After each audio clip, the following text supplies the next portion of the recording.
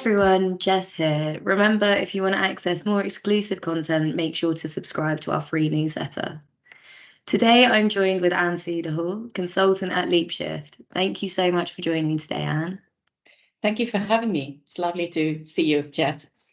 Absolutely. So Anne's going to be moderating a couple of our retail panels, and there'll be speakers from IAG, Lufthansa, Avianca, many more. So I thought today would be a great opportunity to get an overview of some of the key themes in the retail space and look at how these will be explored at the event. In your white paper that we were just discussing earlier, The State of Airline Retailing, you found that no respondents described airlines as doing a very good job at retailing. I understand this is a huge topic, but are you able to give a brief outline of why you think this is? Is there something the industry is doing or not doing? Well, that definitely, I can say this, that I don't think that there is a single one who is doing a very good job, because it's all about the customer centricity. We have a long way, I would say, towards that focus of becoming truly customer-centric airlines. But there are, of course, airlines who are doing a good job. I believe I mentioned some in my white paper, and I think there are roughly about 20 to 25 airlines that I think are doing a good job when it comes to retailing. Definitely. Fantastic. Yeah, I think I remember it being 14% that the respondents said were doing a good job.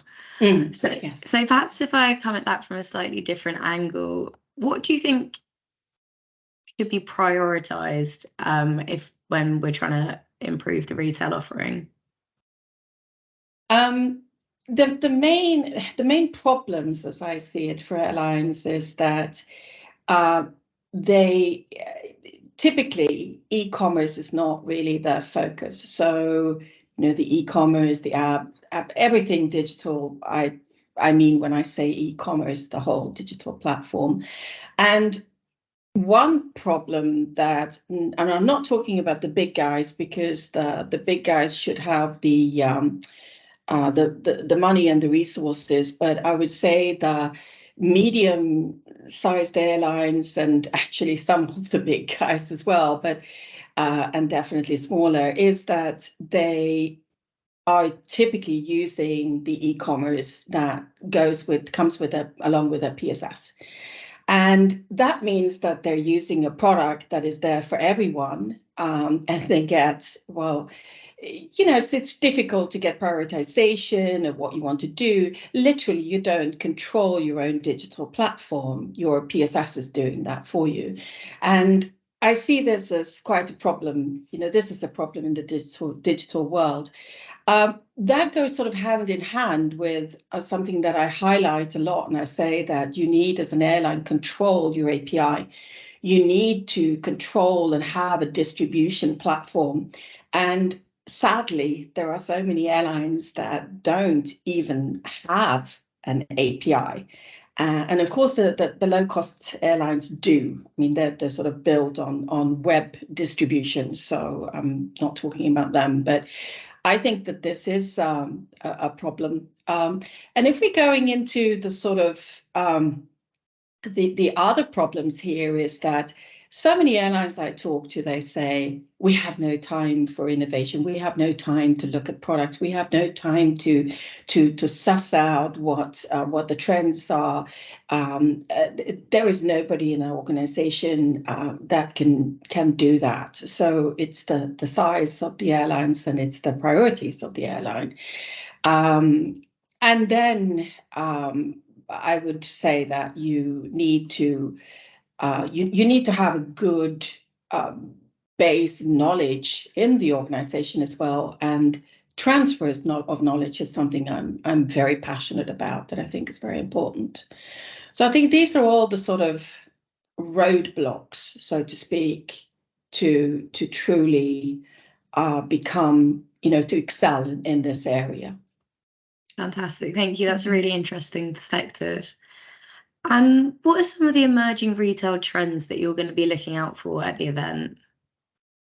I personally, and this is just Anne's opinion, right? But I think that there are really two.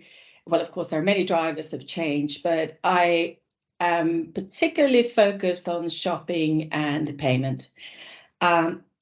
Shopping has looked the same. And actually, when you think of it, Jess, when you look at a website of an airline, what do you see? Well, you see those classic boxes, from to, dates, etc. That hasn't changed in 20 years. It still looks the same. It's sadly very often not very inspirational, and it also and shopping as such, the technology, the underlying technology hasn't changed in really literally 20 years either. It's still the same. It produces a lot of waste data. It takes a lot of time. We're looking at excessive transactions, and we're still talking about phenomenons like look to book, like we were talking about 20 years ago. So to me, shopping is an area that needs to change, and especially as we're looking at emerging technologies of, well, not emerging, I would say technologies are already there, of generative AI, and you have so many opportunities today of technology that can really help. So we seem to be sort of stuck in a very old mindset. So that is an area that really I find fascinating. Payments is another one. Payments, I really believe, is going to be a driver of change, because we're looking at distributed ledger technology. We're looking at blockchain. I know when you say blockchain that people sort of jump up and they go, oh, no, I don't want to, hear the word blockchain, and I don't want to hear cryptocurrency, et cetera. But I really think if people put more time and energy into looking at the possibilities of these technologies, they'd find that very useful, because we just can't, just think of a ticket coupon, just the concept of sitting and waiting to get paid for that for 3 months, for 6 months. That's also very antiquated, isn't it? And somewhat ridiculous. And shouldn't we move to direct payment real time, where you can settle in a much more efficient way? So those two areas are sort of babies of mine, right? And of course, this has all to do with, well, that my main topic is retailing, but they're essential to that, to the ability to actually retail well. So absolutely. yeah. So your panels look at innovating and improving the airline retail strategy. What key themes can the audience expect to hear about? And is there anything you're particularly looking forward to in the discussion? I know we've just sort of touched on payments and the like. Yeah, well, of course, I'm looking forward to all my 3 panels. It's going to be very exciting. So the first panel I'm moderating is on PSS, and is it, typically in the past, all eggs have been in one basket for airlines. Then the PSS sort of did everything, from, like we were talking about, e-commerce to payment to everything, and in addition to being reservation and inventory. And of course, the topic is, will it go more modular? What's the move towards offer and order? Are we looking at distribution platform for an airline? And do we need to modernize the processes? And we will be discussing search and how to modernize search. Then I have my second panel, which is on intermodal, which is one of my favorite topics. I just I really love this topic, and of course on sustainability and how the customers are changing and the corporate customers are changing. It becomes a key priority to compare with rail, to travel direct. And all these elements are thrown into in that debate, and that's going to be fun. We'll also be touching on another topic that I'm intrigued by, and I first started working on that back in, you wouldn't believe it, in 2010, I think. So here we are, 13 years later, but the alternative interlining. So that goes under the intermodal, of course. So, and how rail and air can work together, etc. And my third panel is the ancillary panel, and I find it so interesting to be talking about the total revenue of the passenger. So how can you leverage dynamic pricing also for your ancillaries? And what I mean by that is I buy from you XYZ. So shouldn't I get a discount on Z, right? Because I've already bought X and Y. So that's going to be fun to discuss, and those opportunities. And we'll be touching on sustainability in that panel as well, because that also goes hand in hand with a la carte pricing, which is, of course, is much more sustainable. And we'll also be looking at the payments and innovations in payments on that panel. So those are the three. Fantastic. And I remember just touching on a la carte offerings, I remember in your white paper you said that airlines with these a la carte offerings can easily generate half of their revenue just from this. So Yes. clearly it's a huge, huge topic and something everyone needs to be tapping into. But is it easier for some airlines than others, I can imagine? Indeed, it's much easier for some airlines than others. And that goes back to what we were first talking about. You know, if you're not in control of your website or your digital platform, if you're not in control of your API and you have the agility and ability to implement together with other vendors, you know, very quickly, things are going to take time. And that's really difficult for so many. Yes, they can easily generate. I saw just a tweet the other day that Baltic was now 39%. They'd gone up to, and it's really impressive. But then again, Jess, I hear people who say, well, now the airline industry is doing so well. You know, the prices are really high. Capacity is, you know, good, and you know we've cut down on capacity, which means more expensive airfares, etc. So shouldn't we go back to the way we were?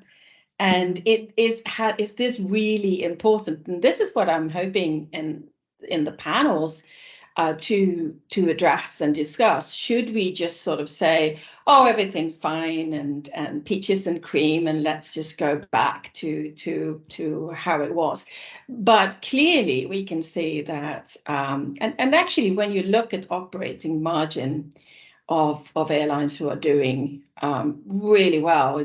I follow that quite closely, and you know anything above 15% is really fantastic and is very solid. It's interesting to see how many of the hosts are actually a la carte ancillary airlines with an incredibly good operating margin. So of course, and to me personally, don't you think so, Jess, that I mean, if I'm traveling, if I don't need to check a bag, do I want to pay for a bag?